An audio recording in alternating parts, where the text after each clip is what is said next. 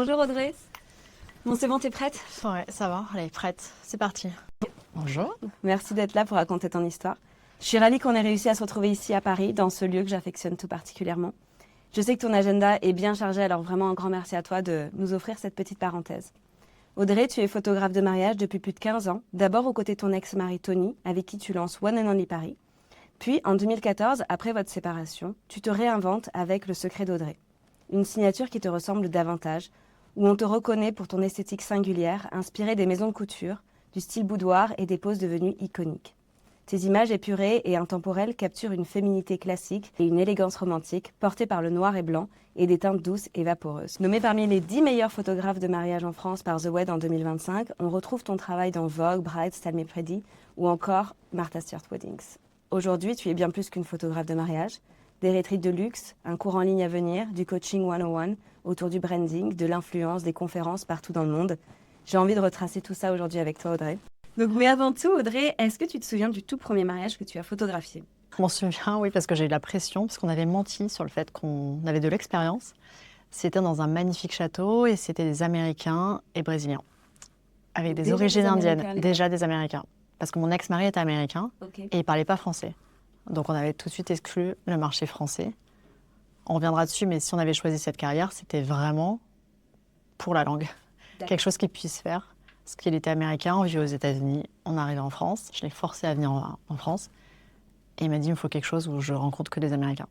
On avait été contactés par une boîte de prod, pas des wedding planners, qui nous ont dit, on voit que vous faites du mariage. On n'en faisait pas. C'est juste les Américains qui avaient des petits budgets, se mariaient aux États-Unis, et ils faisaient leur voyage de noces à Paris. Et la mariée voulait des photos de couple dans Paris. Et comme elle s'était mariée dans une salle des fêtes américaine pas très belle, elle a dit, est-ce que je peux amener ma robe et me faire des photos devant la Tour Eiffel? Bien sûr, donc on donnait l'impression qu'on faisait des mariages, mais on avait juste des portraits de mariés. Et on a fait du fake it until you make it, c'est-à-dire, est-ce que vous faites du mariage? Vous avez l'habitude des gros mariages, il y avait quand même 250 personnes dans un château. Et on a dit, mais bien sûr, on fait ça tous les week-ends. Donc c'était notre premier mariage, on est parti assez stressés. Et comment ça s'est passé?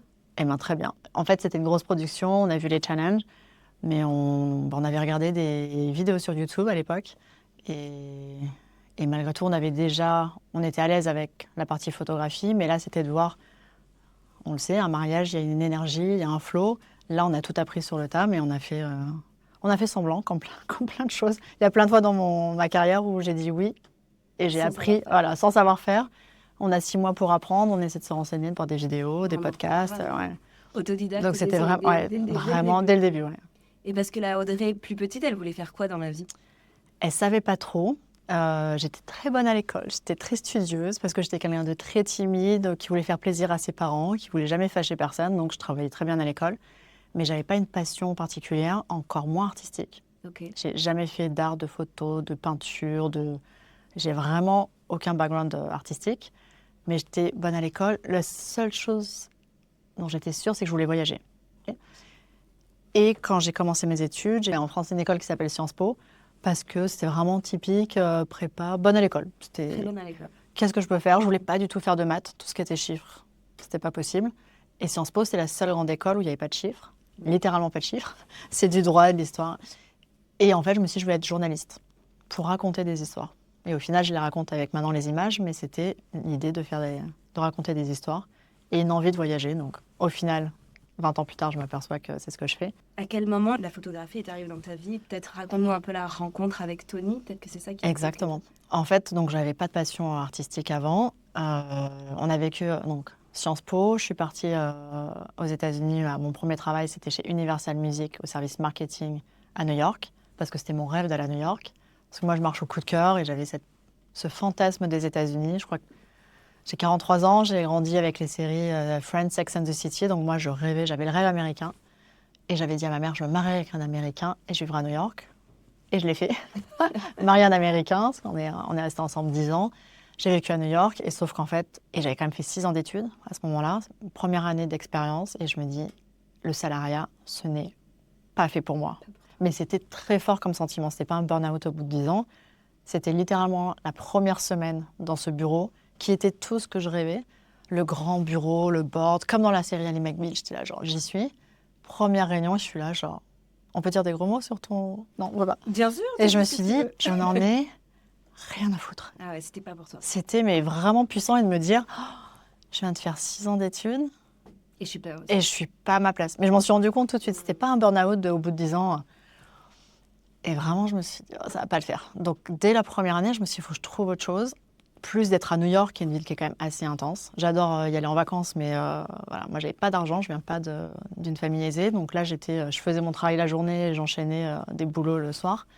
Je rentre en France juste un été. Et en fait, j'annonce à mon mec de l'époque, pas encore marié, je lui dis, je rentre pas aux États-Unis. Alors, j'avais toutes mes affaires. C'était pas une séparation avec lui, c'était je reste, c'est toi qui. Enfin, viens.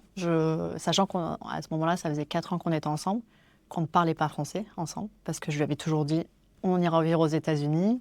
C'était le projet. C'était le projet, donc lui, je lui avais jamais parlé français. J'ai jamais pu lui parler français d'ailleurs, parce que quand on commence dans une langue, très difficile de switcher. Et donc, il est venu, l'amour. Il t'a rejoint. Il m'a rejoint, sans projet professionnel. On s'est dit, on verra. Parce que moi, c'est un peu coup de cœur à l'impro, on trouvera une solution. On trouvera toujours une solution. On lance un projet, on verra. Tu as des modèles un peu entrepreneurs dans ta famille, des exemples qui Aucun, pu te lancer? tout l'inverse. Moi, j'ai plutôt des parents qui me disent attention, non. Mes parents, fonctionnaires, qui voulaient que je sois fonctionnaire. Et déjà petite, j'avais une aversion de tout ça. D'où le fait que quand je suis arrivée dans ce bureau, je me suis dit, ah mais non, en fait, c'est tout ce que je voulais pas, en fait. Et d'où le fait que je voulais être journaliste, j'avais le côté sur le terrain, voyage et tout. Et là, d'être dans un board, j'étais là genre, on se marie.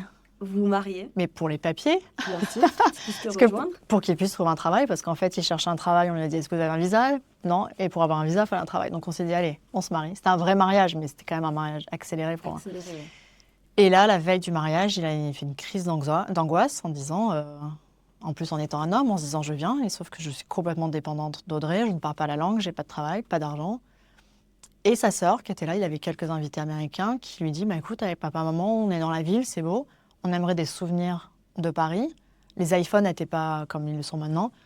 Et du coup, on donne notre appareil photo à un touriste en espérant qu'il prenne une belle photo et qu'il ne part pas en courant avec. Pourquoi?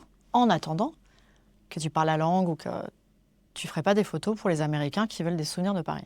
Et lui, il avait un côté un peu artistique comme ça? Il avait déjà fait de la photo? Les Américains, ils ont leur major et ils prennent des minors, c'est-à-dire ils ont n'importe quoi. Ils font la finance et ils ont pour avoir des crédits. Et donc c'est pour ça que tous les Américains sont très bons en chant, en théâtre.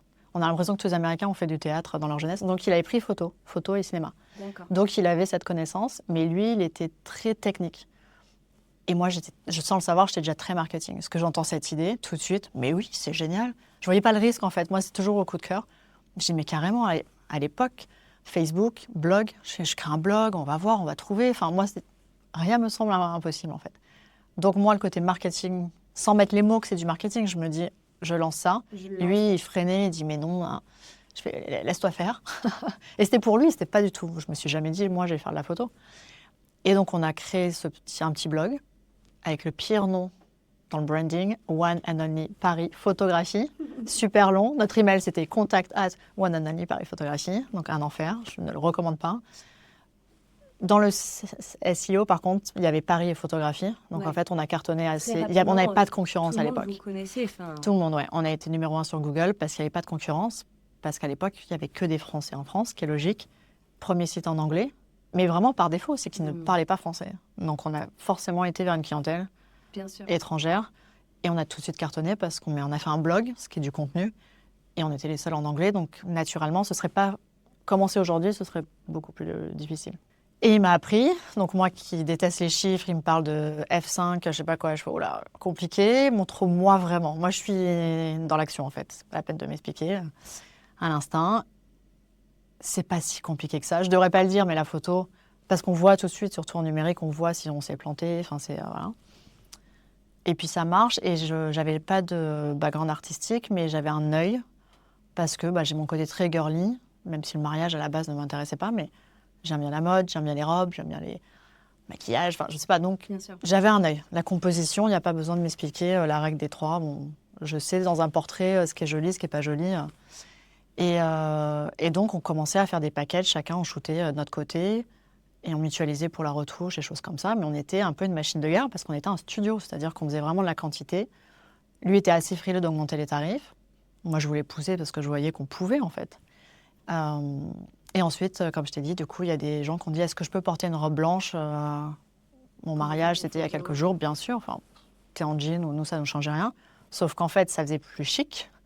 Donc là, on a commencé à avoir des gens avec un peu plus de budget venir vers nous. Et puis une fois, une nana qui dit et ça vous dérange pas, je vais faire venir un officiant. Il nous dit c'est un elopement. On n'avait jamais entendu ce terme. Qu'est-ce que c'est que ça? Et donc on recherche. Pour nous, un elopement, c'est des gens qui se marient à Las Vegas, tout seuls, un peu pour faire chier leurs parents. Ou c'était le truc un peu fun. Ou voilà. Et en fait, il y en a, ils se disent, pour plein de raisons, il y en a, c'est par budget, il y en a, c'est leur un remariage, il y en a, ils rêvent de Paris, mais ils n'ont pas les moyens de faire un mariage avec 50 invités. D'autres, c'est parce qu'il y a du family drama, qu'importe. Et donc, on se dit, nous, ils nous payaient à l'heure, les gens. Donc, oui, c'était à l'heure à l'époque. C'était à l'heure. Donc, c'est minimum 2 heures. Non. Donc, tu vas t'habiller en blanc ou en jean et avoir un bouquet et un mec qui te dit, je vous marie, ce qui n'est pas du tout légal, mais c'était symbolique. Bien sûr. Ça ne changeait rien, sauf qu'on commençait à attirer des gens qui voulaient se marier. Donc, naturellement, on a été là-dessus. Mais ce n'était pas des mariages. Il n'y avait pas de déco, il n'y avait pas de planeur, il n'y avait pas de setup, il n'y avait pas d'invités. Jusqu'à cet appel, est-ce que vous faites du mariage? Évidemment. Évidemment, on fait tout. On fait tout. Des grands mariages de 250 personnes, évidemment. Tu te souviens du lieu de réception ou pas? Non, parce que c'était un château privé. Okay. Donc, c'est peut-être pas un mais immense château. Ça m'avait marqué, c'est la première fois que je voyais un hélicoptère. Ah ouais. Donc, il y a des invités qui arrivaient par hélicoptère. Donc, c'est une très grosse production. Et en vrai, ils n'avaient pas pris de wedding planner, ils avaient pris une société de production qui s'y connaissait pas parce qu'on n'aurait jamais été pris. En vrai, on n'était pas du tout les mieux placés. Enfin, quelqu'un du milieu n'aurait vu notre Facebook ou notre portfolio, il aurait bien vu qu'on n'avait jamais fait de mariage. On a complètement bluffé cette personne qui s'y connaissait pas en mariage, en fait. Et les couples étaient contents du résultat? Très contents. C'est la première fois qu'on rencontrait des vidéographes de mariage. Donc, c'était Studio Artifice, ça s'appelait à l'époque. Oui, tu t'en souviens? Qui était, à l'époque, ils étaient vraiment précurseurs dans le style de vidéo. Et là, on a vu une énorme production. Enfin, on a vu, l'hélicoptère, mais des fleurs. En plus, la mariée était d'origine indienne. Okay. Donc, imagine le setup. Ouais, exactement. Avec une chorale derrière qui chantait du Beyoncé quand elle arrivait live, des invités en smoking. Moi, je viens vraiment d'un petit village dans le sud de la France, donc moi, j'avais jamais vu. J'avais l'impression d'être dans un film. Et bon, on fait semblant qu'on est habitué, et puis en fait, ça passe. Et peut-être c'est d'être français aussi, mais ça fait le job.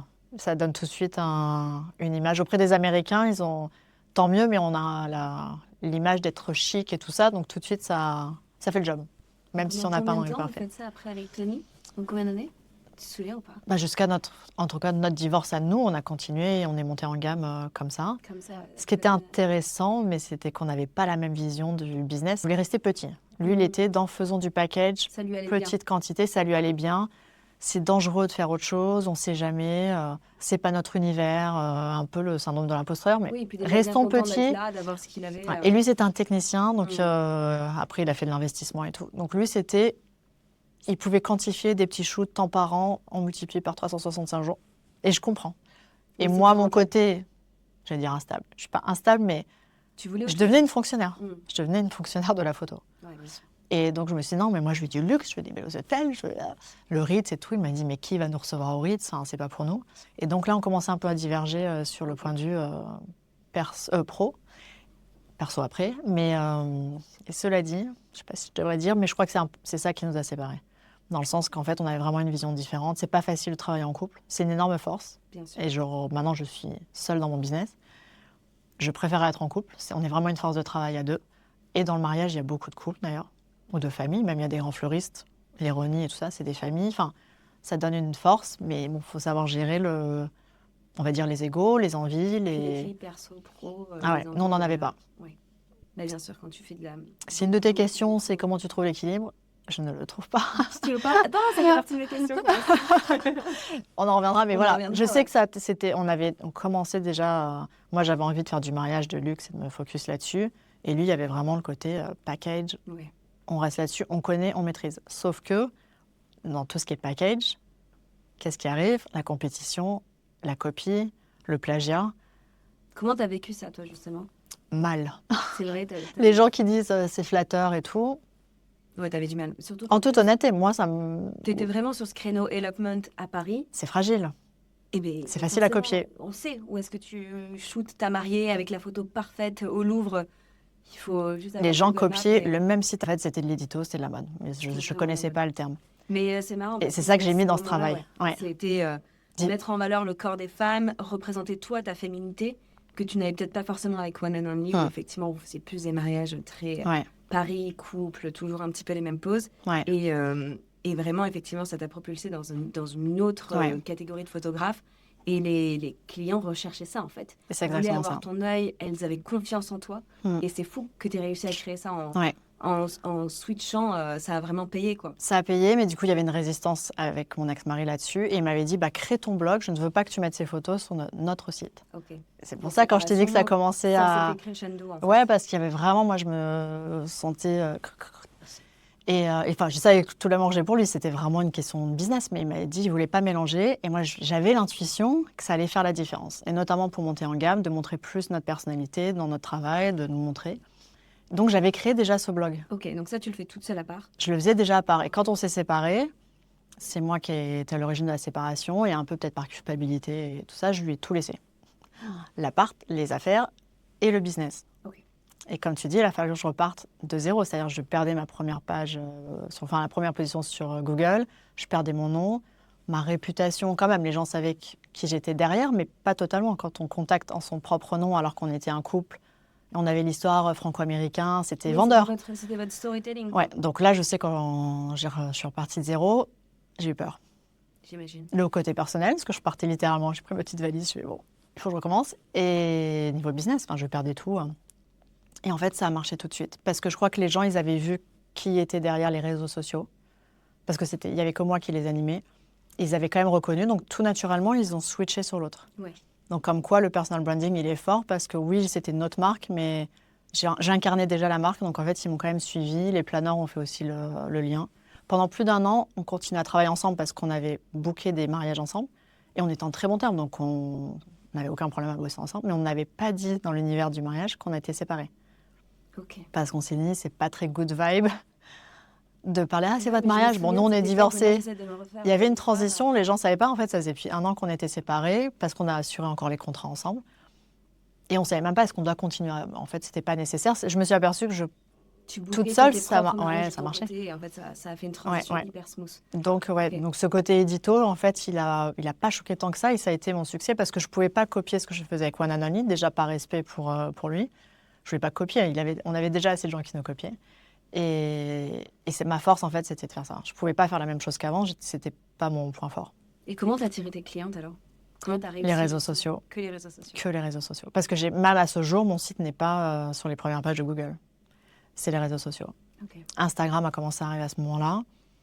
Au début, il n'y avait pas de story, ça n'existait pas. J'ai l'impression d'être très vieille quand je dis ça, mais c'est arrivé très vite. Il n'avait que quelques photos carrées avec des filtres un peu vintage. Et les gens montraient que leur vie perso, mais en fait, j'étais sur Instagram assez rapidement.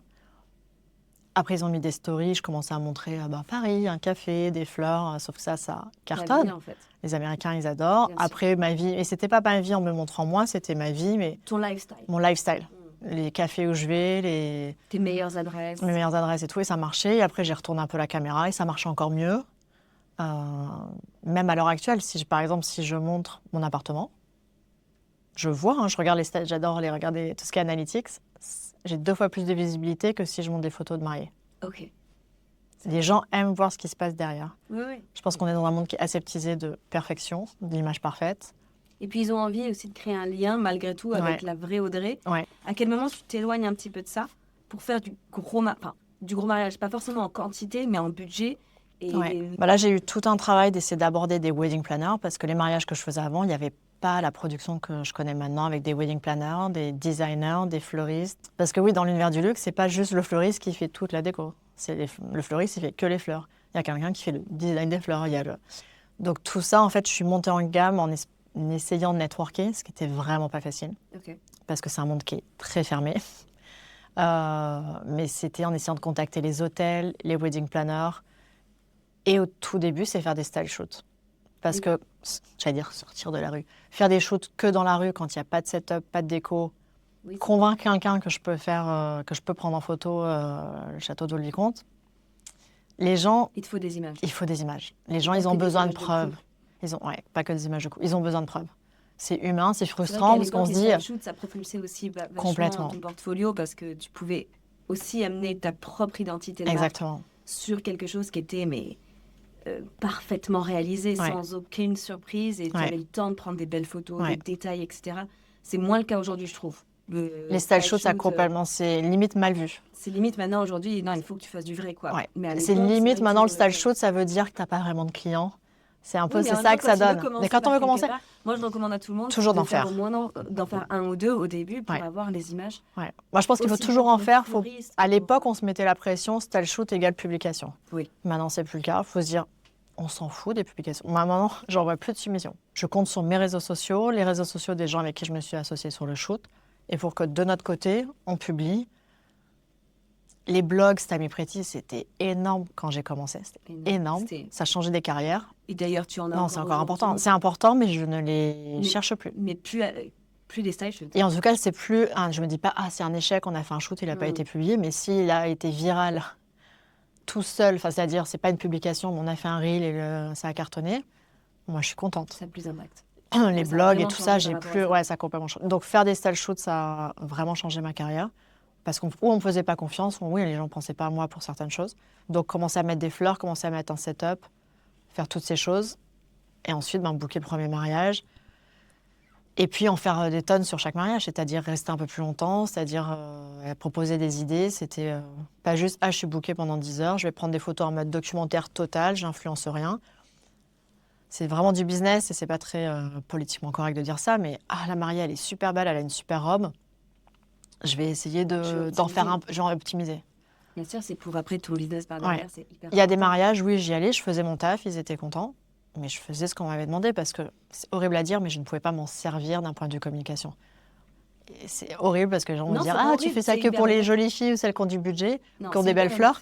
En tant que le client à la fin est content de son résultat. Oui, j'ai jamais maltraité ou moins fait mon travail pour des clients lambda. Mais par contre, il faut avoir en tête que si jamais ça peut t'apporter par derrière plus de business ou si tu peux en tirer un peu plus, rester 1 heure de plus, c'est pas grand-chose. C'est pas grand-chose et je le conseille même pour les style shoots, il y a un côté, c'est un peu dead, à moins qu'on ait rien. Mais ceux qui ont quelques contrats, là je l'ai vu, j'ai fait un mariage au Ritz. Encore cette année, je l'ai fait. Mariage au Ritz, magnifique mariée. Actrice, elle est moins maintenant, mais elle a été actrice dans sa jeunesse. Elle va vers l'influence et elle est bien. Son mari, très beau, beau couple. Il se marie au Ritz. Mais en soi, le mariage est simple, dans le sens, c'est pas la plus grosse production. Il y a des gens qui vont se dire, attends, il se marie au Ritz, c'est déjà énorme. Dans le monde du luxe, non. Mais je voyais le potentiel, il voulait être vu, ce qui n'est pas tout le temps le cas. Il y a des mariés, on a envie de les partager, mais dans le luxe, il y a des contrats NDA, ce qu'on appelle, on n'a pas le droit de partager, parfois même pas la déco. Là, je me dis, c'est con, parce que tout est aligné, sauf qu'ils n'ont pas un gros budget fleurs. C'est des Français, donc ils ne voulaient pas mettre beaucoup dans les fleurs. Et c'était frustrant. Et j'ai eu la fleuriste qui était elle-même frustrée du budget qu'on lui donnait et qui fait des style shoots à côté. Et je lui ai dit, écoute, ils t'ont payé. Je dis n'importe quoi parce que je ne sais pas les chiffres. Ils t'ont payé 15 000 euros. Tu allais peut-être dépenser 9 000 euros de fleurs et que te garder 6 000. Eh bien, dépense 15 000 euros de fleurs. Envoie du lourd, on va communiquer à fond dessus. Tu es quand même payé, tu n'auras pas perdu d'argent. Et c'est mieux qu'un style shoot. Parce que c'est incarné, tu as un vrai couple. Donc plutôt d'investir, de rester sur ce budget, toi tu dis c'est un peu rikiki, ça ne monte pas mon travail. Envoie du lourd, te fais moins de marge sur ce mariage, plutôt que de payer un style shoot, où tu vas payer des milliers d'euros pour un shoot. Ça va demander du temps. Et tu ne vas jamais recréer cette image luxe d'un grand mariage. Parce que le problème des style shoots, j'adore faire des style shoots, mais moi c'est mon côté mode, j'aime bien focus sur un élément. Mais les style shoots où on recrée un mariage entier, ça ne marche pas. Ça fonctionne pas. Ça fonctionne pas parce que c'est une petite table ridicule avec 2 assiettes. Pas pour vendre du luxe en tout cas.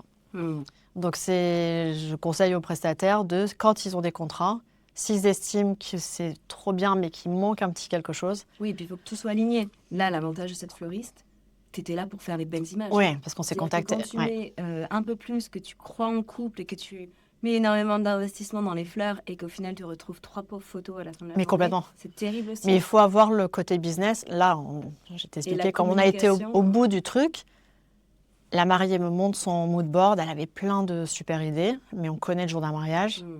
C'est pas un style shoot, on n'a pas le temps. J'adore tes idées, mais là, c'est 10 mariages différents que tu m'as mixés en un seul. Et donc, j'étais cash avec elle. En plus, elle avait ce côté influenceuse, elle voulait servir de son mariage pour son contenu. Je lui ai dit, j'adore toutes tes idées. Mais en vrai, ne me déteste pas, mais je dois te dire, on ne pourra pas. Et je lui ai fait une proposition, donc à se marier au Ritz pendant la Fashion Week. Donc le Ritz lui a dit, on ne peut pas vous assurer un upgrade et on peut déjà vous dire qu'il n'y aura pas d'upgrade parce que tout sera booké. Je lui ai dit, écoute, moi je connais bien le Ritz. Elle est belle. Elle accepte de partager tout. Laisse-moi approcher le Ritz, voir si on peut faire des faux préparatifs avant, quand ça les arrange, mais qui nous laisse la plus belle suite, en l'occurrence la Vendôme, qui est quand même à 25 000 € la nuit, en accès gratuit. Ils nous ouvrent la porte, on leur fout la paix, on les embête pas, on leur coûte pas d'argent, entre guillemets. Et nous, on fait un énorme shoot, comme si c'était ton mariage, parce que c'est toi et que c'est dans toi, dans ta robe.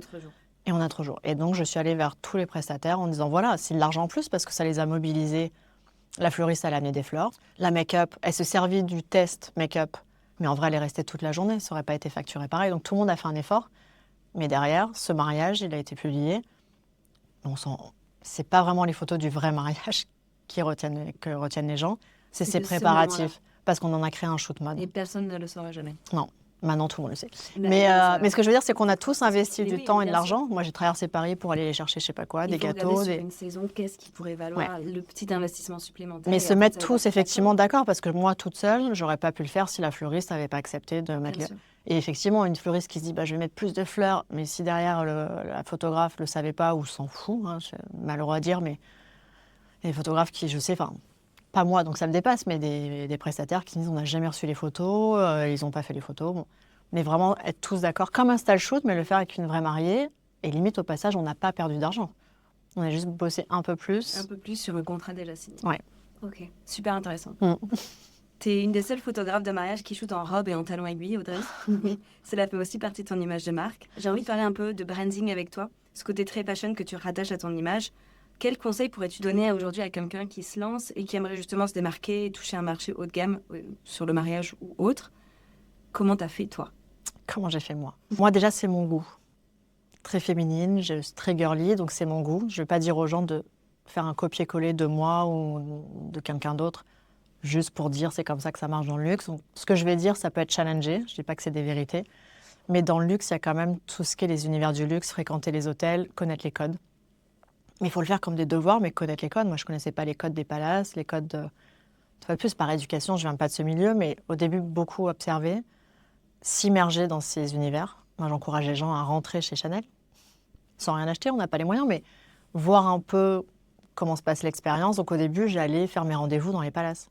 Ce qui était assez impressionnant pour moi d'entrer dans un palace. Maintenant, je rentre comme si j'étais chez moi. Et ça se sent, parce que le staff ne me traite pas de la même façon qu'il y a 10 ans quand je rentrais, que je devais être comme ça. Je ne dérange pas, je me mets là. Je ne dis pas que j'arrive prétentieuse, mais quand on rentre comme si en we belong, comme on dit en anglais, Oui, mais bien sûr. ça, avec la bonne attitude. Avec la bonne attitude. C'est vraiment si on ne vient pas du luxe, c'est si on veut travailler au Ritz, qu'on n'a vraiment pas de clients et qu'on est loin d'en avoir, investissez. Un thé, c'est 30 €. Je dis n'importe quoi. C'est cher pour un thé, c'est de l'eau chaude. Mais en vrai, c'est pas très cher quand on fait un business de se dire, et puis vous pouvez passer 2 heures, vous voyez toute l'expérience, vous pouvez faire du contenu au passage, ça fait genre rendez-vous au Ritz. Non, vous avez impressionné. Voilà. Peu importe. Vous apprenez des codes du luxe, peut-être que vous allez croiser. Moi, quand je vais souvent dans ces hôtels, je croise des planeurs et tout ça, ce qui sont en rendez-vous. Ça fait du réseau, même si c'est un petit coucou. Ils disent tiens, elle est là, elle. Ils ne savent pas pourquoi. On est là pour un rendez-vous client ou on est là pour juste prendre un thé. Ça peut faire peur quand on vient de l'extérieur, mais c'est vraiment de s'immerger. D'où le fait que mon ex-mari me disait mais c'est pas notre monde, on va pas être bien reçu. Et on n'a pas été bien reçu dans le sens où on n'a pas été reçu. J'ai essayé le coup de envoyer un email au planeur, leur proposer d'aller boire un verre. J'avais pas de réponse, ils n'ont pas le temps. Ils sont sollicités, tout le monde leur propose d'aller boire un verre. Ils savent que c'est juste pour networker avec eux. Il n'y a pas d'échange. Ça va que dans un sens. Donc ça, c'était un peu mort. Donc c'était moi, en fait, suite à ce rejet des wedding planners. Je me suis sentie rejetée, mais je l'étais dans le sens, j'étais même pas considérée. Je vais faire mon propre truc. Et je l'ai fait avec mon branding. Je me suis dit, moi, je vais y aller dans les hôtels, je vais aller dans ces lieux, je vais rencontrer les designers de robes. Et en fait, c'est en m'entourant de toutes ces personnes, sauf des wedding planners, que j'ai commencé à attirer les wedding planners. Ils se sont dit, mais c'est qui celle-là? Comment ça se fait qu'elle est invitée à cet hôtel? Ouais, elle connaît tout le monde alors qu'elle n'est pas venue nous solliciter. Je l'ai fait d'essayer de les solliciter. J'ai envoyé les cadeaux de Noël à Noël où j'ai même pas de réponse. J'ai fait tous ces trucs. Ça marche pas. Enfin, pas, en tout cas, dans mon parcours, ça marchait pas. Ça a pas été, donc, pour entrer dans cet univers, je pense qu'il faut voir ce qu'on y aime. Il faut pas faire semblant si quelqu'un vraiment n'aime pas. Moi, j'adore m'habiller. J'aime le beau. Je suis une citadine, j'aime le beau, j'aime les tea time au Ritz. Je le fais aussi sur mon temps off. C'est mon goût. Maintenant, je dis pas qu'il faut se forcer à faire ça. On n'est pas obligé non plus de se montrer. Mais toi, c'est ce qui a fonctionné, en tout cas. Moi, c'est ce qui a fonctionné. Et je crois que ça a accéléré les choses. Bien sûr. Il y a des gens qui vont donner plein de contre-exemples. Il y a des gens qui réussissent dans le luxe sans jamais se montrer, et c'est vrai. Mais ils ont peut-être mis 20 ans au lieu de 10. Enfin, j'exagère, mais moi, je sais que ça a accéléré les choses. En 2018, tu lances les retreats, que tu as appelé Rendez-vous avec Audrey. C'était un peu ta façon à toi de diversifier et d'accroître ta popularité sur les réseaux sociaux et t'offrir justement à tes clients ce privilège d'être comme tes clients dans des endroits magnifiques, de faire justement un tea time au Ritz, une soirée de gala. Et ça a vachement aussi contribué à ton succès sur les réseaux sociaux. Tu nous racontes un peu comment t'en es arrivé à créer cette retreat? Qu'est-ce que ça a eu comme impact dans ta carrière? Et surtout, est-ce que ça valait le coup de faire ça? Énorme impact. Alors, attention, énorme impact. Je n'ai pas fait d'argent, voire j'en ai perdu. Donc, moi, je le vois comme un investissement. À l'époque, il y avait des workshops. Mais c'était des workshops, je parle pour les anciens, mais c'était des workshops dans des limites des salons de réunion, pas très beaux, enfin pas beaux d'ailleurs. Et c'était des gens qui se donnaient des tips, mais vraiment comme s'ils allaient à la NPE, quoi. Enfin, c'était vraiment, il n'y avait rien de très sexy. Ça avait son but, business. Et moi, qui aime le beau, je me suis dit, ça ne me fait pas rêver. Ce qu'on me demandait souvent de donner des workshops, ça ne me faisait pas rêver. Il y avait deux choses. Il y avait aussi des professionnels qui me demandaient de partager mon savoir. Mais ce côté un peu moche, en fait, ça me rappelait les bureaux et les boards. J'étais là, genre, non, mais j'ai pas envie. Toujours pas envie. Je suis pas partie dans le mariage pour me retrouver dans un bureau. En fait, tout ce qui est bureau, quand je rentre chez mon comptable, ça me file des boutons. Donc, cette ambiance, j'en voulais pas. Okay. Et j'avais aussi des clients qui s'étaient mariés, qui avaient passé 1 an et demi à fantasmer leur mariage à Paris. On avait des échanges, leur mariage, princesse et tout. Elles ont les photos. Et le bridal blues, je crois que ça s'appelle, le blues de la mariée. Chunk. Et maintenant, revivre tout ça. Quoi. Retourne bosser et arrête de regarder les Pinterest sur Paris et retourne travailler ou retourne à ta vie. Okay. Your time is done, quoi, c'est fini. Donc, tu avais aussi bien des pros que des anciennes. Sur les 12 attendees, j'avais 6 photographes. J'aurais voulu en avoir aucun, en toute honnêteté. Okay. Et 6 anciennes clientes qui voulaient revivre, se sentir une princesse à Paris. Et elles voyaient mes stories et elles disaient « Ah, elle est dans l'hôtel où on s'est mariés. Ah, elle est en train de faire un tea time là. Elle est dans tel magasin. Elle est dans tel spa. » À la base, j'ai fait le retreat. C'est pour ça que je ne l'ai pas appelé workshop, parce que j'avais une demande de mes anciennes mariées. Ok. Et donc, je l'ai mélangé. Je me dis, bon, je vais faire un workshop. Et je leur ai donné une expérience luxe. On a été prendre un tea time au Ritz. Et c'était pour montrer, comme je t'ai dit tout à l'heure, c'était pour montrer aux photographes, habillez-vous. Parce qu'à s'habiller, ouais, mais ça doit être pratique. C'est pas pratique. Non, on s'en fout. Habillez-vous. Ce n'est pas pratique, des talons. J'ai mal aux pieds. Non, mais les gens me demandent toujours, mais t'as pas mal aux pieds? Je fais, si, mais c'est pas grave. Bah, oui, enfin bon. Et elles se sont forcées, elles se sentaient déguisées, mais une fois qu'elles y étaient, elles ont dit, oh, en fait, j'aime bien. Oui, un sentiment d'appartenance. D'appartenance. Donc, elles sont bien habillées. On a été au Ritz, on a fait des cours floraux, alors que c'était pas des fleuristes, mais elles ont aimé ça. On a fait une soirée de gala au Crayon. Donc, elles ont dû mettre des robes de princesse. J'avais pris une coiffeuse maquilleuse. Elles ont toutes été... En fait, elles se sont retrouvées à la place des clientes luxe. Parce que les prestataires n'ont pas l'habitude. Non, on n'a pas l'habitude. C'est pas notre univers, sinon on ne serait pas prestataire. On serait de l'autre côté. Donc là, je voulais leur montrer l'expérience, on va dire, des clients. Et ça leur a donné un super portfolio. Et moi, pour la com, ça a été énorme parce que les wedding planners, en fait, se sont dit, mais c'est qui cette meuf? Elle est que photographe. Pourquoi elle est en train d'organiser un événement? Ce que je recommande aux gens qui veulent aller dans l'univers du mariage et du luxe, mais du mariage en général, les gens ne vont pas répondre à vos appels, à vos sollicitations. Vous pouvez envoyer des beaux PDF. Ce qui compte, c'est qu'ils vous observent de loin, qu'ils soient curieux. C'est un peu comme le dating, comme la séduction, mais il faut qu'il y ait un intérêt. Les planeurs sont... Enfin, tu l'étais, tu me diras ce que tu en penses, mais ils sont sursollicités. Ça ne les intéresse pas. Pas par méchanceté, c'est juste qu'ils ont déjà des prestataires de qualité. Pourquoi s'aventurer avec des gens qui ne connaissent pas? Donc en fait, il faut faire son truc dans son coin, taper haut et investir, parce que j'ai littéralement perdu de l'argent sur ce workshop, ce retreat. Mais derrière, les gens se sont dit, mais c'est qui celle-là? Elle a une collab avec le Crayon, elle va au Ritz. Et là, commencer à susciter l'intérêt. Mais parce qu'en fait, toi, dans ton business plan, il fallait que tu attires des wedding planners internationaux. Ouais. Moi, ce n'était pas forcément le cas. D'ailleurs, je prenais beaucoup de plaisir justement à rencontrer les prestataires en France parce que ça nous crée aussi du lien sur ce marché du destination weddings qui commençait vraiment à arriver en Europe. Alors que les Américaines qui faisaient des énormes mariages aux États-Unis ne venaient pas forcément en Europe. Ça a vraiment switché ça juste avant le Covid et post-Covid. Et je comprends que toi, d'attirer ces wedding planners-là avec ces budgets-là, c'était vraiment essentiel pour justement monter encore un cran dans ton, Ouais. dans ton business. Et puis, Parce que là, dans mon discours, ça donne l'impression que je suis contre les planeurs, je vais faire mon truc dans mon coin. C'était pas du tout ça. C'était pas C'était ça, pour les attirer. c'était pour vraiment... Mais c'était juste faire la différence. Oui, On est 10 000 photographes. C'est ça, un des métiers qui est le plus accessible, malheureusement, c'est la photo parce que c'est pas un investissement qui est si cher que ça à faire. Enfin, si on le fait bien, si, parce qu'il faut du backup, mais quand même, il y a des gens avec un appareil, un objectif, ils arrivent à se lancer. Des vidéographes, il y a tout un travail technique d'editing. Les fleuristes, il y a une logistique, il y a du photographe. on n'a pas... Tout le monde peut être photographe et c'est une reconversion un peu facile pour tout le monde. C'est En fait, ça t'a donné comme la certains qui font de crédibilité. l'immobilier parce que un stylo et un téléphone, ça suffit. Donc il y a beaucoup de concurrence, il faut se différencier. Il faut se différencier. Et en 2020, le monde entier est bloqué avec le Covid. Plus de mariage, plus de clients américains. C'est aussi le moment où toi, tu décides de te rapprocher de ta terre natale et de déménager à Aix-en-Provence. Quel impact ça a eu sur ta carrière et comment est-ce que tu as justement réussi à surmonter cette période? Ça a été cata. C'était une erreur. Donc là, parce que dans ta phrase, tu me dis le côté positif. En vrai, ça a été plus compliqué. Pourquoi est-ce que tu es partie de Paris? Poursuivre mon copain de l'époque qui voulait, lui qui avait une vie corpo et qui en avait marre et il fantasmait le Sud et a raison, hein, ça lui convient. Et puis moi, je me suis dit, je remonterai à Paris pour les prestations, c'est pas un souci, on en connaît plein de prestataires qui le font et c'est pas impossible. Sauf que je suis très ambitieuse, j'avais plein de... Parce qu'il faut savoir, se dire on remonte que pour les prestations, en vrai ça marche parce qu'on n'a pas... à certains niveaux de tarifs, j'ai pas des mariages tous les week-ends. Et j'en veux pas. Enfin, c'était le but.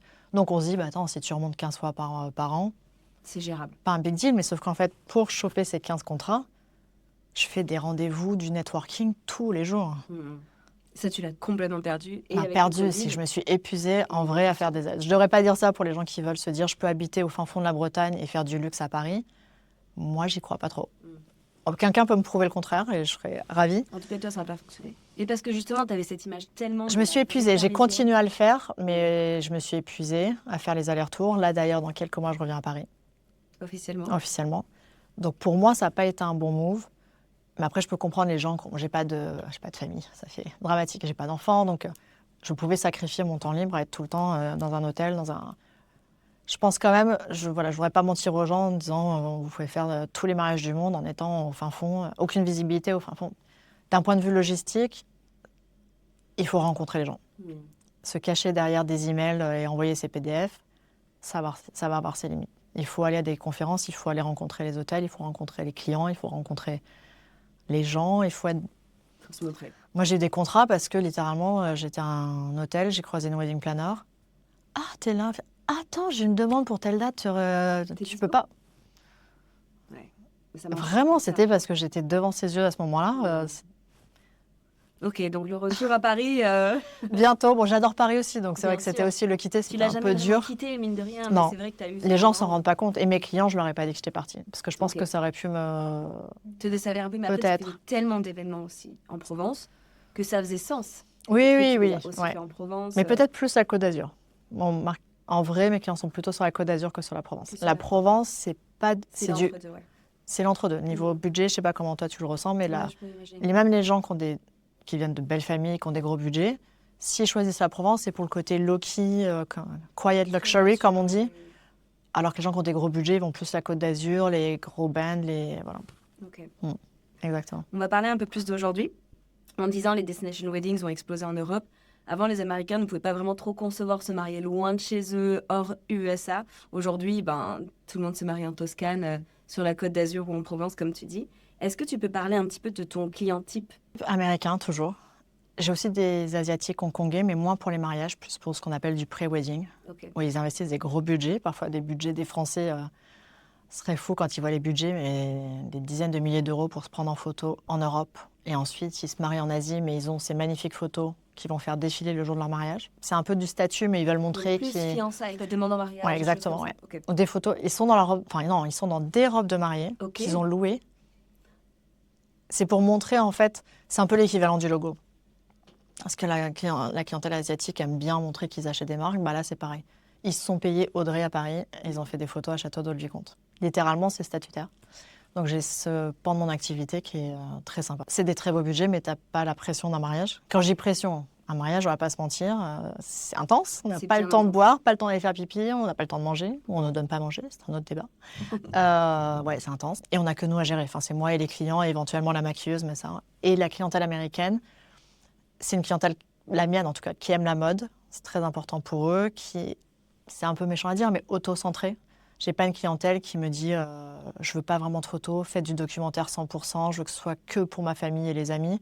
C'est plutôt l'inverse.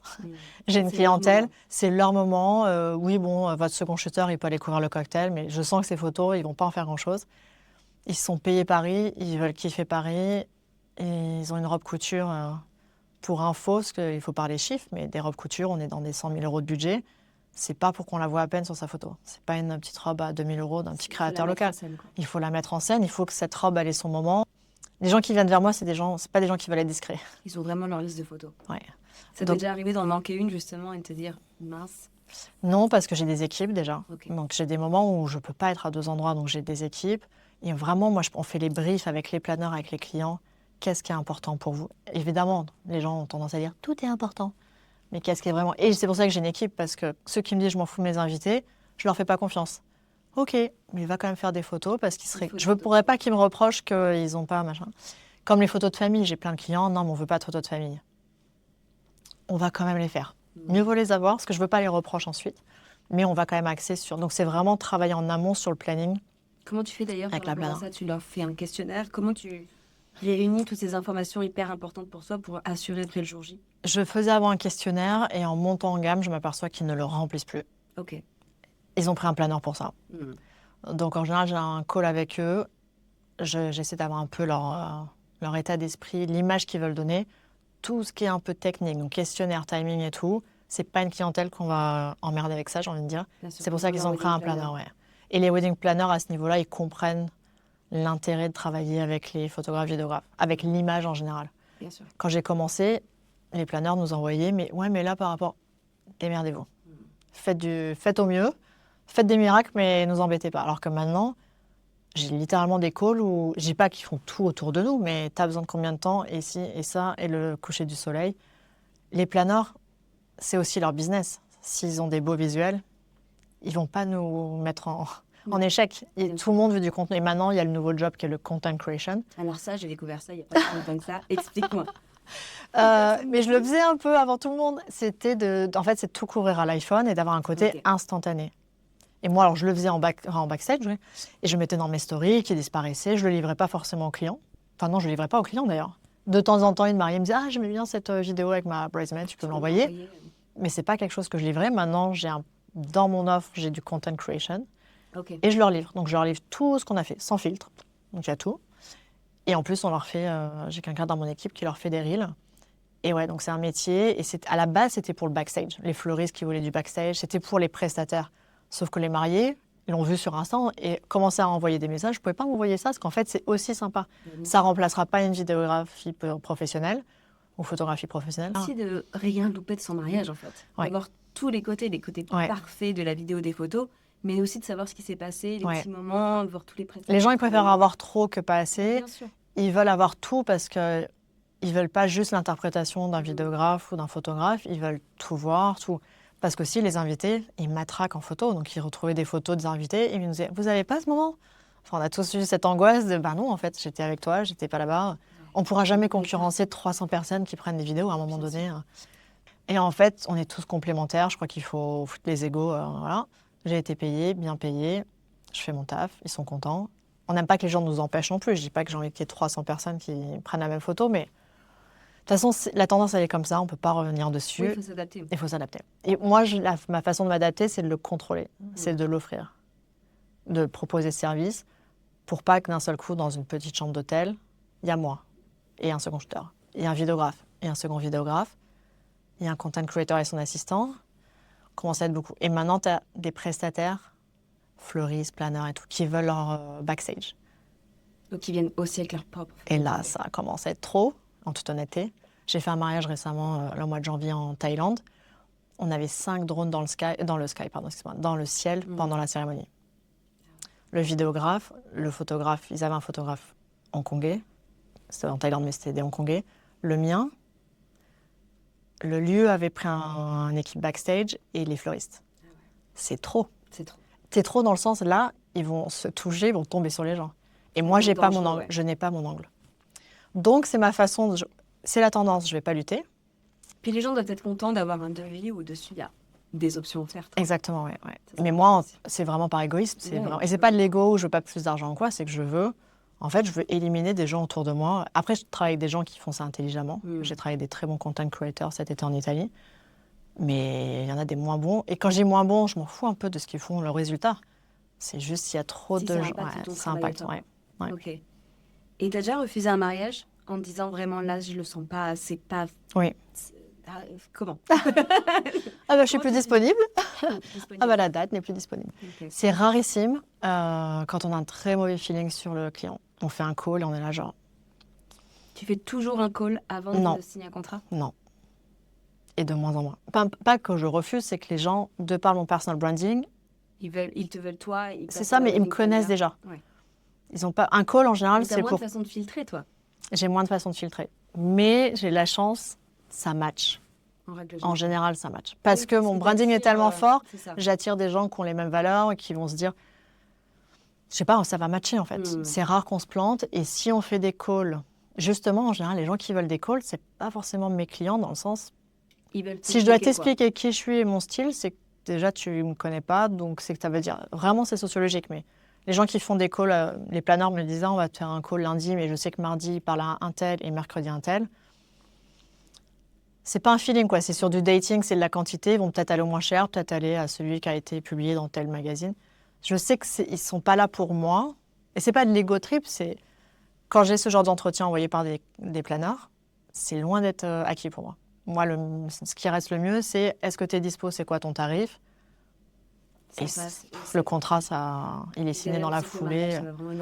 Donc, quand il y a des calls, pour moi, c'est pas très encourageant. J'essaie maintenant d'avoir le maximum d'informations du planeur. Parce que le planeur, il me dit je t'ai dit, il se marie à 15h là et là. Je fais oui, mais c'est quoi leur famille? Est-ce qu'ils ont envie de mettre leur famille en avant? Est-ce que moi, si je fais un call avec, je dis la mode, je suis à fond, la mode, je vais vous prendre dans votre robe. Et la fille dans sa tête, elle fait ouais, mais moi j'ai des enfants, je veux que ce soit plus famille, je veux que ce soit documentaire. Elle va sourire, elle va rien dire, mais je me suis plantée. Donc moi, des planeurs, j'ai besoin de maximum d'infos, mais sur leur personnalité. Et il n'y a que les planeurs qui peuvent me donner ces infos. Même tu m'envoies une photo de ta robe et tu sais pas quoi, ça va pas. Mais la planeur, littéralement, je leur dis qu'est-ce qu'ils aiment pas, ils interviewent quel autre prestataire. Ouais. Ça me donne une idée, si le style est complètement différent. Bon là, ils font du shopping, ils savent pas ce qu'ils veulent. Si on est très similaires, et qu'est-ce qu'ils aiment chez cette personne. Donc j'essaie vraiment, il y a un côté psychologique parce que j'ai gagné des contrats en disant la bonne chose, mais j'en ai aussi perdu parce que j'ai pas dit la bonne chose et j'en savais rien. Moi, j'ai fini le call, confiante, on avait un bon feeling, ça s'est bien passé. They went another direction. La fameuse phrase. Donc tu fais combien de mariages par an? Environ une quinzaine. Quand même toujours 15 ans. Ouais, une quinzaine et c'est souvent sur plusieurs jours. Oui, donc si je pouvais encore réduire à 12, ce serait pas mal. Ok. Et par exemple, en 2026, il faut payer combien pour avoir Audrey? Il faut payer, on commence une journée de mariage sur les 20 000. Et c'est une équipe. Maintenant, le truc, c'est que c'est des équipes. Je suis au moins 2 à 3 photographes. Le drone, maintenant, tout le temps, toujours, à moins que ce ne soit pas autorisé. C'est rare, mais ça arrive. Encore des lieux, c'est pas... Et Paris, c'est pas possible. 20 000 pour la journée. Et après, il y a souvent un brunch la veille, le lendemain, ou des choses comme ça. Donc là, tu fais des forfaits. Ouais. Ok, trop bien. C'est encore toujours un système d'heures et de nombre de la taille de l'équipe. Bien sûr. Parce que si j'ai 6 photographes ou 2, c'est pas la même chose. Et comment tu les trouves, ces photographes? C'est des personnes qui viennent maintenant tout le temps travailler pour toi, c'est les mêmes ou est-ce que c'est souvent les mêmes. Comme les planeurs sont approchés, je suis souvent approchée. Je garde leur contact parce que parfois mes photographes... Mais en vrai, je suis pas très fan de tester quelqu'un le jour d'un mariage si je te connais pas. Parce qu'il y a le travail, tu peux m'envoyer quelques galeries. Alors, regardez qu'un Instagram, ça, je l'ai fait l'erreur une fois pour un mariage à New York. Le mec, il avait un super Instagram, j'ai eu la galerie entière. Ok. J'ai eu peur. C'est un second shooter, j'attends pas à ce qu'il couvre tout le mariage. C'est-à-dire, si j'arrive à sortir 15 photos, je suis contente. Parce qu'il est là pour être à des endroits où je pourrais pas être. C'était à l'église américaine, St. Patrick Cathedral, immense, je pouvais pas être derrière et devant. Donc, j'attends pas qu'il me couvre tout le mariage. Donc, même s'il n'était pas excellent, j'ai réussi à sortir. Et une galerie entière, et puis après, c'est la personnalité. Oui, bien sûr. Comment il s'habille, c'est important, mais la personnalité, il y a des gens qui n'ont juste pas des bonnes vibes. Et photographes, les fleuristes, ils prennent des fleuristes, mais ils sont cachés, le client ne va jamais les voir. Si le mec, il n'est pas aimable, il ne sait pas parler, on s'en fout. Il y a des prestataires, c'est pas grave, soyez pas... Non, le photographe se mélange vraiment aux invités, il représente... Et les couples nous voient, et ils nous voient plus que les planeurs. Genre, juste que le planeur, il s'en va, il revient. Nous, il nous voit Totalement. en permanence. Donc, si j'ai quelqu'un qui parle pas trop bien ou qui est trop timide, j'ai des gens... et c'est un photographe que j'utilisais beaucoup, trop timide, et il se faisait marcher dessus. Et pas qu'il soit un combat avec les clients, mais un client, notamment dans le luxe, il va nous respecter si on a l'air sûr de nous. Je vous dis que la lumière est bien là, s'il vous plaît, mettez-vous ici. Enfin, c'est des détails, mais en fait, il faut quand même... faut les driver, ils savent. Faut les driver. Et c'est pas un combat, c'est juste, il faut montrer qu'on sait de quoi on parle. J'ai des gens qui sont talentueux, mais qui sont tétanisés dans des clients. Et bah, pour mon image, c'est pas terrible. Ok, j'ai aussi envie de te poser une dernière petite question par rapport à ton image d'aujourd'hui. C'est, tu mets beaucoup en avant le fait que tu sois une femme entrepreneur. Pourquoi c'est si important pour toi de le crier haut et fort? Aujourd'hui, je suis une femme, je suis entrepreneur et je gère mon business toute seule. Parce que bizarrement, on est dans le monde du mariage, qui paraît très féminin, mais en fait, ça l'est pas du tout. C'est comme les chefs dans les cuisines. Les plus grands photographes, quand je dis grands, réputés en tout cas, c'est des hommes. Ouais. Quand on est une femme, on n'a pas... Je le vois sur les mariages avec mon ex-mari. On était tous les deux photographes et parfois, on prenait chacun le lead. Donc, il y a des mariages, c'était mon shoot, c'était mon mariage. Il se comportait un peu comme un assistant en second shooter. Les gens s'adressaient qu'à lui. Incroyable. Toujours. En plus, il y a un peu de technique, donc ils ont l'impression qu'on ne sait pas gérer. C'est plus ça, en fait, où je le revendique, parce qu'on pourrait croire que c'est féminin, mais ça l'est pas tant que ça. Dans les planeurs, c'est peut-être différent. Oui. Mais en tout cas, dans les photographes, il y a encore le côté techos. De toute façon, dès qu'on fait un choix marketing, une direction, on va s'aliéner des gens, ou les clients, ou des planeurs, qui vont dire « Ah bah, elle, j'aime pas, ou je veux pas bosser avec elle, ou c'est pas ma vibe », et on va en attirer d'autres. Donc, forcément... Mais moi, le meilleur compliment, c'est les clients, souvent les planeurs qui ne travaillaient pas avec moi parce qu'ils ne me connaissaient pas ou qu'ils n'allaient pas me mettre en avant. J'arrive quand même sur leur mariage parce que c'est les clients qui m'ont amené dessus. Ils ont dit non, mais on veut que ce soit Audrey. Oui, mais non, on veut que ce soit Audrey. J'arrive, le planeur, il n'a pas le choix que de travailler avec moi. Et là, tant mieux, mais j'ai souvent eu ah, mais en fait, ça se passe bien. Ah, mais en fait, tu travailles, parce que c'est dur. Enfin, les mariages, on le sait, c'est très dur. Ce qu'on monte sur Instagram, ça paraît beau, mais en fait. Oui, dans les tranchées, et ils s'aperçoivent que je suis comme tout le monde, je suis arrivée très tôt, je pars très tard, que moi, je peux manger mon repas prestataire assis sur le truc de la loge. Donc, ils s'aperçoivent que je suis quand même travailleuse. C'est pas parce que j'ai une image très féminine dans les palaces que derrière, je me prends pour une cliente. C'est un monde qui est très technique, c'est de la production, c'est du backstage, un peu comme dans l'arrière d'un concert. C'est technique, en fait. Les mariés ne le voient pas, et heureusement, mais on est au milieu des câbles, avec des lampes de poche.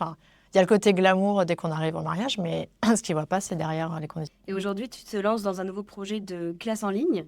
Tu veux nous en parler un petit peu? C'est pourquoi tu as eu l'idée de faire ça et quel impact tu as envie que ça ait sur ta carrière, justement? Alors, si j'ai fait ce cours, c'était un peu pour retrouver un peu d'équilibre. C'est qu'en fait, je fais du coaching one-on-one depuis des années. Je suis à un livre ouvert sur Instagram. Je pose souvent des questions. Est-ce que vous avez des questions? Parce que j'ai beaucoup de clients potentiels ou d'anciens futurs clients qui me suivent, mais j'ai beaucoup de professionnels. Je crois que j'ai plus la moitié de mon Instagram. Je vois nanana photographie, nanana make-up artist. J'ai beaucoup de pros et qui me posaient souvent des questions pro. Tout le temps les mêmes questions. Et évidemment, tu me connais, tu vois mon Instagram, j'y réponds à chaque fois. Mais parfois, j'ai dit, je réponds à une question, mais j'en avais 10 similaires. Et les coachings, c'était toujours les mêmes questions. Et donc là, je me suis dit, pour le rendre plus accessible, parce que c'est un certain investissement de faire du one-on-one avec moi, pourquoi pas faire un cours en ligne? J'ai compilé toutes les questions. Pendant des mois d'écriture, je disais, je fais mon cours, qu'est-ce que vous voulez que je mette dedans? Parce que je veux le faire pour eux. Je ne vais pas faire un joli cours juste pour... si c'est pas utile, déjà ça va se savoir. Les gens vont dire, laisse tomber son cours, il n'y a rien dedans. Donc je voulais répondre aux questions. Et c'est toujours sur le marketing et le branding. Okay. Un fleuriste, il ne va pas me demander comment faire ses fleurs. Ça va être vraiment comment je peux être connue en fait. Le nerf de la guerre, c'est l'argent et c'est booker des clients. Ok, ça sort quand alors? Ça sort fin janvier, début février. Okay. Je n'ai pas la date précise parce qu'on est en train de le monter. Parce qu'on veut vraiment, et en le filmant, on s'est rendu compte que j'avais d'autres choses à dire, donc on va continuer à faire un peu de contenu. Ok, et comment ça va marcher? Ce sera sur ton site internet, en vidéo à regarder directement? Exactement, il y aura un accès avec des chapitres, les gens pourront y aller à leur rythme, et j'aurai aussi, justement, de façon un peu podcast et tout, mais je vais essayer, parce que là je leur raconte un peu ma vie, mon œuvre et ce que j'estime être intéressant pour se lancer pour eux, mais aussi de voir la réalité. Comme j'ai mon côté très backstage, content creator, je l'ai déjà eu avant, Je veux leur montrer à travers l'année des événements un peu Ok, génial. qui puissent, comme s'ils étaient au-dessus de moi, mais rentrer dans les coulisses et Donc, voir en ces fait, ils événements. auront le cours en ligne Ouais. tout au long de l'année, d'autres Ouais, des informations petits, qui vont arriver au exactement. fur et à mesure. Ouais. C'est super, c'est top. Exactement. Comment ça se passe au niveau de la vie pro-perso? T'arrives quand même à gérer un minimum ton temps pour pas être tout le temps en train de travailler ou c'est Non. difficile? Non, mais j'aime ça. Oui. Donc je le vis pas mal. Non, j'ai pas forcément d'équilibre. Et Donc, c'est pour ça que je toujours voulais du pas être mariage. fonctionnaire. C'est pour ça que je voulais pas être Mm. fonctionnaire. Oui, t'as besoin que ça bouge, t'as besoin Ouais. de plein de choses. Et j'ai même ma vie privée, j'adore voyager. J'adore voyager, j'adore les hôtels. Mhm. Donc je commence à aller dans des hôtels. Les hôtels à Paris me connaissent. Donc il y a 2-3 ans, après le Covid, les hôtels ont commencé à m'inviter. Ah, on voudrait te faire tester notre nouvelle carte. Ok, donc un peu d'influence. Donc ils m'ont invité. Moi, j'étais là, genre, eh ben, petit repas gratuit étoilé, pourquoi pas. Mais quand même, je me disais pourquoi ils m'invitent. Et en fait, c'est qu'ils voyaient la force de mon Instagram. Et du coup, j'ai commencé à développer de l'influence, mais dans l'hôtellerie principalement. Parce qu'en fait, en faisant des stories pendant le lunch au Ritz, littéralement, c'est une vraie histoire, j'ai fait des stories. Une dizaine de personnes m'ont dit « Ah, mais c'est quoi cet hôtel ?» Je dis bah, « C'est le Ritz. » Je leur ai envoyé, ils ont dit « Ah, mais j'aimerais bien y venir. » Je les ai présentés au Ritz. Et ils ont booké des chambres. Ça, c'était juste avant le Covid. Et quand le Covid est arrivé, plus aucun revenu parce que j'avais plus de clients. Live, photographie. Et comme tout le monde, j'ai cherché qu'est-ce que je vais pouvoir faire. Et aussi, ça m'a fait réfléchir à ma reconversion. Se dire, demain, là c'était pour le Covid, mais demain, je me casse un bras ou j'en sais rien. Qu'est-ce que je peux faire? Et quelqu'un m'a parlé, les concierges, un ami concierge m'a dit, pourquoi pas apporteur d'affaires? Parce que tu envoies tellement d'affaires aux hôtels. Et je me suis dit, mais je sais pas, ils vont pas mal le prendre que je demande une commission. Et du coup, j'ai contacté les hôtels avec des mots un peu incertains. Ils m'ont dit, oui, on peut vous faire un contrat d'apporteur d'affaires, voilà, on a besoin du cabis, du machin, clac, clac. C'est assez marginal à l'heure actuelle, ça. Oui, bien sûr, parce qu'il faut réussir à traquer les gens et prouver que c'est toi qui les amènes. Ouais, voilà. Il y a l'introduction. En vrai, c'est vraiment dérisoire, mais du coup, ça a ouvert une porte de me dire, en fait, derrière mon personal branding qui n'était pas fait pour ça, à la base, c'était pour draguer les planeurs. Et sauf que il y a d'autres personnes qui ont vu un intérêt. Et donc, ma vie privée, même ça, quand je vais en vacances dans des hôtels et tout ça, c'est souvent des collabs. Okay. Et donc, j'ai commencé à faire des reels sur les hôtels.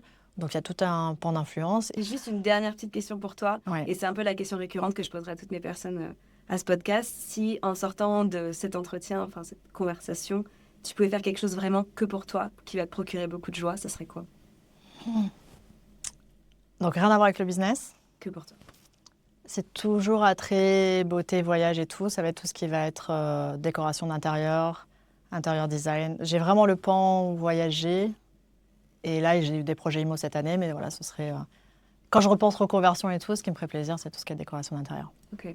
Toujours dans le côté artistique. Exactement. Et le beau. Exactement. Merci beaucoup. Merci.